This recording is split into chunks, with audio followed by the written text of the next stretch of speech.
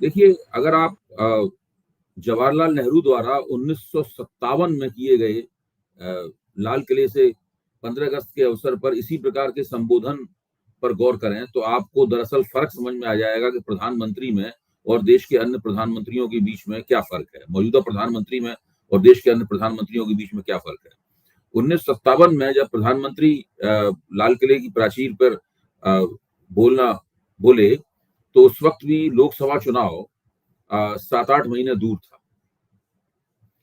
और उन्होंने कहा भी कि कोई 6 या 7-8 महीने बाद लोकसभा के चुनाव होंगे। तो जवाहरलाल नेहरू का कहना यह था कि आप लोग अगर किसी और पार्टी की सरकार बनाना चाहते हैं तो बनाएं, मैं खुश होऊंगा और जितनी क्षमता होगी उतनी सेवा करता रहूंगा। अब आप इसके बाद उन्होंने उनका संबोधन चुनावी किस्म का नहीं था, चुनाव की वो कोई चर्चा नहीं करते। अगर आप नरेंद्र मोदी के संबोधन के ऊपर आए तो आप पाएंगे ये संबोधन अपने पहले वाक्य से लेकर अंतिम वाक्य तक केवल 2024 में होने वाले चुनाव पर ही टिका हुआ था।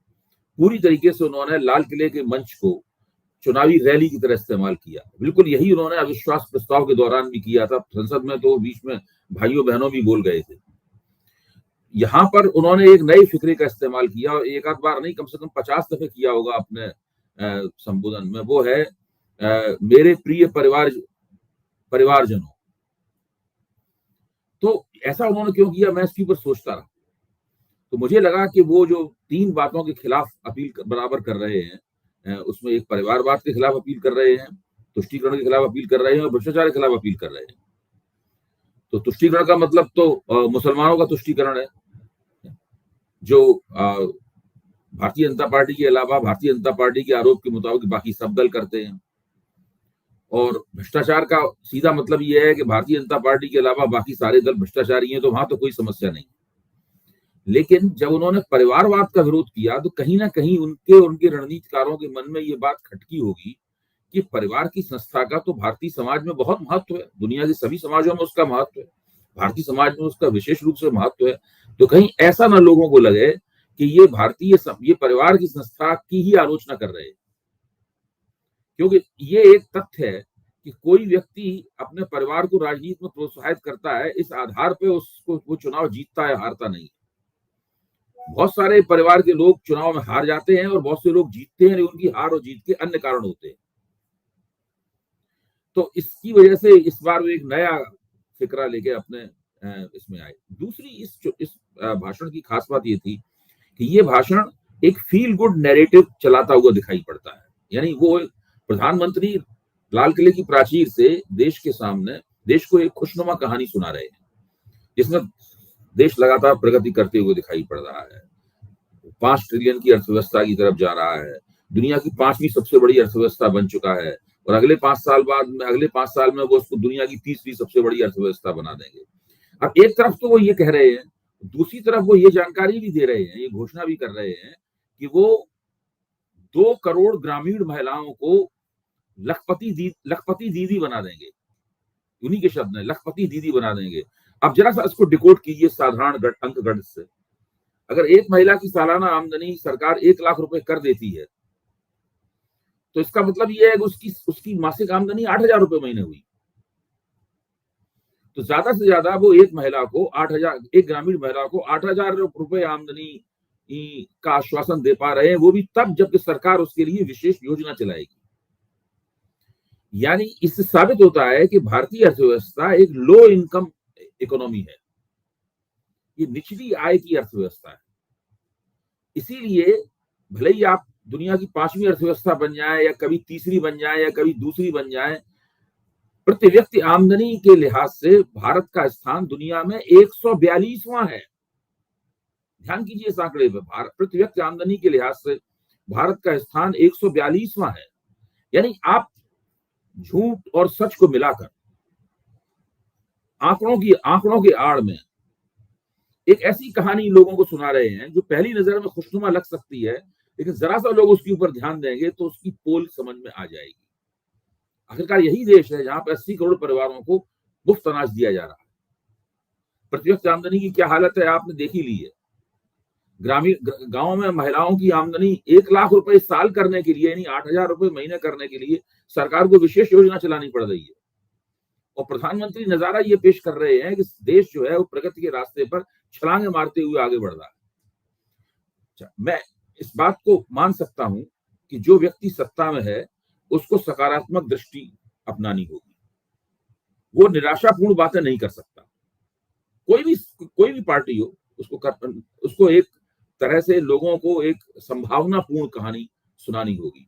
उसे लोगों को बताना होगा कि हमारा वर्तमान अच्छा है और भविष्य और भी उज्जवल होगा। हम न केवल वर्तमान का निर्माण कर रहे हैं बल्कि भविष्य का निर्माण कर रहे हैं। प्रधानमंत्री कहते हैं तो जो जिस वर्तमान का निर्माण कर रहे हैं वो आगे 1,000 साल के भविष्य की नींव डाल रहा है। आप सोचिए, इस आंकड़े के बारे में सोचिए कि वो जिस वर्तमान का निर्माण कर रहे हैं वो आगे 1,000 साल के भविष्य की नींव डाल रहा है। तो अब आप बताइए कौन उनकी इन बातों पर यकीन करेगा? और अगर इस देश की जनता का एक बड़ा हिस्सा, मतदाताओं को बड़ा हिस्सा इस तरह की शेखीखोरी के ऊपर यकीन कर सकता है तो फिर मुझे आश्चर्य ही है। अगर मतदाता इस तरह की बातों पर विश्वास करके ये तय करने लगे कि उन्हें वोट देना है या नहीं देना है, तब तो आप सोचिए कि इस वक्त आजादी के तुरंत बाद आजादी के तुरंत बाद देश के प्रत्येक वयस्क व्यक्ति को मतदान का अधिकार दिया गया था और सारी दुनिया में इस बात की आलोचना हुई थी कि भाई भारत के लोग तो अभी इस काबिल नहीं है कि उन्हें मतदान का अधिकार दिया जाए। आप जरा सोचिए, अगर इस तरह की बातों पर यकीन करके मतदाता वोट डालने लगे तो वो आलोचना सही साबित हो जाएगी। दूसरी एक और बात मैं कहना चाहता हूं, देखने की बात यह है कि इस तरह की बातें करने के बावजूद भी भारतीय जनता पार्टी को अभी तक 37% ही वोट प्राप्त हुआ है। 37.36% वोट 2019 में उसे प्राप्त हुआ था। उसके बाद में वो 50 से ज्यादा विधानसभा चुनाव हार चुकी है पिछले 9 साल में। और हर जगह प्रधानमंत्री ने जाकर बड़ी बड़ी दावेदारियां की हैं, बड़े बड़े भाषण दिए हैं, डबल इंजन ट्रिपल इंजन की सरकार की उन्होंने बातें की हैं। अच्छा, अब आप सोचिए कि ये 37% वोट भी कहां से आए हैं? भारतीय जनता पार्टी का जो प्रभाव क्षेत्र है वहां पर ऐसी सीटों की संख्या बहुत है जहां पर भारतीय जनता पार्टी बहुत बड़े पैमाने पर बड़े अंतर से जीती है। यानी उसको इतने ज्यादा वोट मिले हैं कि चुनाव जीतने के लिए इतनी आवश्यकता नहीं होती, उससे कहीं ज्यादा उसे वोट प्राप्त हुए हैं। तो ये 37% वोट भी दरअसल वो जो ढेर सारे वोट जीतने वाली कुछ सीटों पे मिले हैं उसकी वजह से ही 37% है। कुल मिलाकर भारतीय जनता पार्टी की जो इफेक्टिव स्ट्रेंथ है मतदान की, वो कांग्रेस जब अपने शिखर पे थी उसके मुकाबले काफी कम है। यही कारण है कि बहुमत से उनके पास केवल मेरे ख्याल से 31 सीटें ज्यादा है। 303 सीटें उन्होंने पिछली बार जीती थी, 272 पे बहुमत होता है, तो आप अंदाजा लगा लीजिए कि उनके पास 31 सीटें ज्यादा है। और उनके डर और परेशानी, उनकी घबराहट का कारण भी ये है कि 31 सीटें बहुत ज्यादा नहीं होती हैं। अगर आप 5-6 प्रदेशों में जितनी सीटें जीती थी उससे 5-5-6 सीटें भी कम जीतेंगे तो पता लगा आप बहुमत की पार्टी नहीं रह जाएंगे। अगर भाजपा 35 सीटें केवल हार जाए तो बहुमत की पार्टी नहीं रह जाएगी। और 35 सीटें एक जरा सा लड़खड़ाने पर कोई पार्टी 35 सीटें हार सकती है। मैं ये नहीं कह रहा हूं कि भाजपा 35 सीटें हार जाएगी या बहुमत प्राप्त नहीं करेगी। मैं तो केवल एक समीक्षा कर रहा हूं आपके सामने। देखिए, आपने छत्तीसगढ़ में, आपने गुजरात में, आपने कर्नाटक में, आपने राजस्थान में, आपने मध्य प्रदेश में, आपने उत्तर प्रदेश में असाधारण जीत हासिल की थी। या तो भाजपा उसी असाधारण जीत को फिर से दोहराए। और आप सोचिए, अगर मान लीजिए उन्होंने किसी प्रदेश में 100% सीटें जीत रखी हैं, अगर उन 100% सीटों में से वो 5 या 6 सीटें हार जाती तब भी माना जाएगा कि भाजपा ने बहुत अच्छी जीत हासिल की। लेकिन ऐसी 5-5 सीटों की वजह से तो भाजपा बहुमत गंवा देगी। तो ये जो एक संकट है, ये संकट कहीं ना कहीं भाजपा को बुरे सपनों, तरह तरह के दुस्वप्नों के दौर से गुजार रहा है। और ये भी नहीं है कि भाई आपके खिलाफ जो विपक्षी एकता का इंडेक्स हो पहले की तरह कमजोर या शून्य हो। आपके खिलाफ एक विपक्षी एकता बनती हुई दिखाई पड़ रही है। तो वो एकता आखिरकार क्या रूप लेती है ये हमें नहीं पता है, लेकिन ये तो तय है कि ये एकता 2014 की तरह शून्य नहीं होगी, ना 2019 की तरह शून्य होगी। कुछ ना कुछ तो ये एकता होगी। फिर कांग्रेस ने भी काफी सुधार किया है अपने कामकाज में, संगठन में, अपने अपने अपनी राजनीति करने की शैली में। काफी कांग्रेसियों में आत्मविश्वास भी बढ़ा है। क्योंकि जरूरी है कि पिछली बार 188 सीटों पर भाजपा का जो स्ट्राइक रेट था वो 92% था। इस बार फिर से 92% या 95% होगा। आप सोचिए, कांग्रेस ने अपने प्रदर्शन में अगर 40-45% वृद्धि भी कर ली तो भाजपा के लिए पूर्ण बहुमत की पार्टी बनना मुश्किल मुश्किल हो जाएगा। तो ये जो तमाम अंदेशे हैं, ये अंदेशे प्रधानमंत्री की बातचीत में, प्रधानमंत्री के भाषणों में, उनकी अतिशय आक्रामकता में दिखाई पड़ रही है। एक तो जो भाजपा समर्थक हैं वो ये कह सकते हैं कि प्रधानमंत्री ने अगर परिवारवाद की बात की, भ्रष्टाचार की बात की, तुष्टीकरण की बात की तो क्या गलत किया। लेकिन इसमें से कम 2 चीज़ें तो उनके दल में भी दिखती हैं, परिवारवाद और भ्रष्टाचार। नहीं, तो आखिर तुष्टीकरण भी है। तुष्टीकरण तो आखिर कॉन्फिडेंस उनको कहाँ से आता है, कितना मेरा कहना ये है कि तुष्टीकरण भी है। वही वो आप बहुसंख्यकवाद चला रहे हैं, तो आपको जो गो हत्याएं होती हैं, लिंचिंग होती है, जो मुसलमानों के खिलाफ कार्रवाई होती है, वह मैतेई आपकी सरकार है जो मणिपुर में, वो मैतेइयों की सरकार है। वो कुकियों वो एक तरह से कुकी दरअसल देखा जाए तो वो उसके प्रतिनिधि है ही नहीं उस सरकार में। सरकार उसको अपना प्रतिनिधि मानती ही नहीं है। तो वहां मैतेइयों का तुष्टीकरण हो रहा है। तो आपको अपना तुष्टीकरण आपको राष्ट्रवाद लगता है, दूसरे का तुष्टीकरण आपको कूड़ेदान में फेंके जाने योग्य लगता है। मैं इस बात को मानता हूं कि मुसलमान वोट प्राप्त करने के लिए कांग्रेस ने एक तथाकथित सेकुलर वोट की अवधारणा विकसित की थी, जो सोनिया गांधी के मुंह से 2014 के चुनाव की पूर्व संध्या पर जो वक्तव्य आया था कि सारे सेकुलर वोटों को एक हो जाना चाहिए, उससे कांग्रेस का बहुत नुकसान हुआ था। तो वो जो अवधारणा थी वो कांग्रेस का नुकसान कर चुकी है। अब उसी अवधारणा को लगातार आप कहते रहें कि ये तुष्टीकरण हो रहा है, तुष्टीकरण हो रहा है, ये सब बोलते रहें तो उसका बहुत ज्यादा कोई फर्क नहीं पड़ता है। सब लोग जानते हैं कि आपकी पार्टी भ्रष्टाचारियों से भरी पड़ी है। सब लोग कहते हैं कि कमल छाप एक साबुन है, जिससे जो भी उस कमल छाप साबुन या उसके डिटर्जेंट पाउडर से भाजपा किसी को भी धो देती है तो वो साफ हो जाता है। तो ये सब बातें कहीं जा रही हैं। और जिसको आप कहते हैं भ्रष्टाचार, उसका तो आप देख ही चुके हैं। परिवारवाद का यहाँ तक सवाल है, आज उस वक्त मुझे थोड़ी सी हंसी भी आ रही थी जब अनुराग ठाकुर एबीपी चैनल पर इंटरव्यू दे रहे थे और वो परिवारवाद के खिलाफ भी वक्तव्य दे रहे थे। अब अनुराग ठाकुर की भारतीय जनता पार्टी की राजनीति में मौजूदगी किसकी वजह से है? परिवारवाद की वजह से है, और किसी की वजह से तो नहीं है। तो ये सारी समस्याएं हैं। इसलिए मुझे नहीं लगता कि देश की जनता इन बातों को गंभीरता पूर्वक लेगी। ऐसी बात नहीं, नरेंद्र मोदी को वोट नहीं मिलेंगे, अभी भी वो नंबर 1 के नेता हैं। भाजपा ये नंबर 1 की पार्टी है और कल की तारीख में अगर चुनाव होता है तो भाजपा निश्चित रूप से चुनाव जीत जाएगी। लेकिन अभी चुनाव काफी दूर है और इस बीच में भाजपा के खिलाफ जो एक प्री पोल अलायंस बना है, वो इस बीच में जीत के गणित की भी तलाश करेगा और जीत के रसायन की भी तलाश करेगा। हम लोगों को देखना ये होगा कि ये तलाश कितनी दूर तक जाती है। आज तो विपक्ष के कई नेताओं ने, खासतौर पर खड़गे ने कहा, फिर लालू प्रसाद यादव ने भी, कि ये उनका आखिरी भाषण था। तो पता नहीं आखिरी हो या ना हो, लेकिन मैं आपसे जानना चाहूंगा कि प्रधानमंत्री ने तो अपनी खूब तारीफ की, लेकिन अगर आपको उनकी तारीफ करनी हो 10 साल की अवधि की तो आप क्या कहेंगे? देखिए, मैं ये कहूंगा कि 2014 में जब वो प्रधानमंत्री बने और उन्होंने पहली बार लाल किले की प्राचीर से देश को संबोधित किया तो उन्होंने एक घोषणा की थी उसमें, जो बहुत बड़ी घोषणा थी, जनधन खाते खुलवाने की घोषणा। मैं ये मानता हूं और स्वीकार कर चुका हूं कमल, अक्सर स्वीकार करता हूं कि मैं उस घोषणा का महत्व तो नहीं समझ पाया था। यहां तक कि हम लोगों ने उसकी थोड़ी खिल्ली भी उड़ाई थी। बहुत बड़े पैमाने पर प्रधानमंत्री ने ऐसे लोगों के खाते खुलवाए, उसमें राष्ट्रीयकृत बैंकों के पूरे स्टाफ को जम के लगाया गया योजनाबद्ध तरीके से, और उन बैंकों में धीरे धीरे करके रकमें भी जमा हुई, डायरेक्ट बेनिफिट, सीधे सीधे रकमें जमा हुई। और बीच में जो सब्सिडी प्रधानमंत्री, जो एक सब्सिडी उन खातों के दम पर सारे देश में एक सब्सिडी तंत्र बना, एक लाभार्थियों का संसार बना, और उसने इस देश की राजनीति और राजनीतिक बहस को पूरी तरीके से बदल दिया। ये श्रेय तो प्रधानमंत्री को देना होगा।